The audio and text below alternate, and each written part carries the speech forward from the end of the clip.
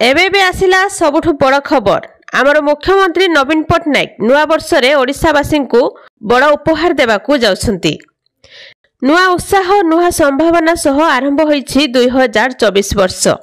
भारत समेत सारा विश्व स्वागत करुछि नुआ वर्ष को।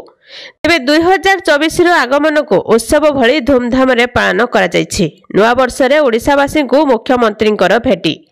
आसंतु देखिबा कोन रहिछि संपूर्ण खबर। वीडियो को लाइक करंतु, चैनल को सब्सक्राइब करी पाखरे स्थ बेल आइकन क्लिक करी ऑल सिलेक्ट करनियंतु। तेबे सबुठु बड़ कथा हैला कि मुख्यमंत्री नवीन पट्टनायक अंगनवाड़ी दीदींकर दाबी पूर्ण करबाकू जाउछंती। दाबी पूर्ण पाई भुवनेश्वर रे एकजुट होई आंदोलन को उल्लाइथिले हजार हजार अंगनवाड़ी दीदी। निखिल ओडिशा अंगनवाड़ी महिला कर्मचारी संघ दाबी करथिला जे अंगनवाड़ी कर्मी को सरकारी कर्मचारी मान्यता दिया जाऊ। जेपर्यंत सरकारी कर्मचारी घोषणा होई नहीं सहायिका को मासिक 9,000 टंका एवं कर्मी को 18,000 टंका दिया जाऊ बोली दाबी होइथिला।